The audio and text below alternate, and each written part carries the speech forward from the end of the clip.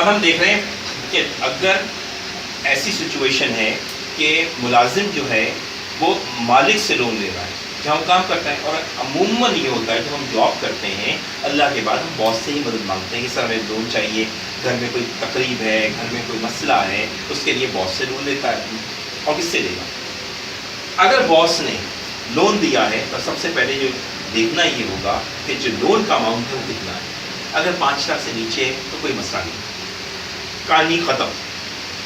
पहला क्या है इनकम टैक्स ऑब्जेक्शन कि जो लोन दिया गया है वो 5 लाख से बड़ा है। अगर बड़ा है, हाँ, पहला ऑब्जेक्शन हो गया, पहला ऑब्जेक्शन हो गया है। तो दूसरा ऑब्जेक्शन ये देखना होता है कि क्या इंटरेस्ट रेट जो दिया है बॉस ने मुझसे, नॉर्मली बॉस नहीं लेते, अगर लिया है तो वो 10% से कम है। अगर ये दोनों कंडीशन पूरी हो रही हो हम इस टॉपिक को पढ़ेंगे। लोन 5 लाख से बड़ा होना चाहिए, पहली कंडीशन है। अगर ये कंडीशन हो जाए तो दूसरी कंडीशन ये देखें कि इंटरेस्ट जो दिया है बॉस ने वो 10% से कम है। अगर कम है तो अगर बॉस ने 11% ले लिया है, 15% ले लिया है, 18% ले लिया है, तो हमारे लिए टॉपिक इम्पॉर्टेंट है।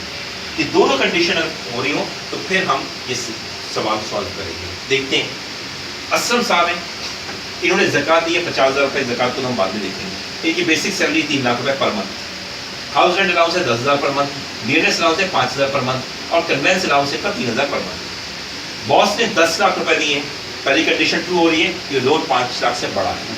अच्छा, और विदाउट इंटरेस्ट, इंटरेस्ट लिया ही नहीं है, ये कंडीशन भी 10% से कम है, यानी जीरो भी 10% से कम होता है। दोनों कंडीशन टैली हो गई। आप देखिए क्या करेंगे। हमने देखा बेसिक सैलरी फुली टैक्सेबल होती है, डियरनेस अलाउंस फुली टैक्सेबल होता है, house rent allowance fully taxable होता है, कन्वेंस अलाउंस फुली टैक्सेबल होता है। अब लोन हमने देखा 10 लाख का है, हमने 10% पे इंटरेस्ट निकाला और 10% का आंसर 1 लाख रुपए आया, ये भी फुली टैक्सेबल हो गया। और अब ये आदमी इसका अमाउंट आ गया, इसमें से ज़कात माइनस की टोटल इनकम में से, तो इसकी टैक्सेबल इनकम आ गई। अब ये इस पर टैक्स देगा। Thank you.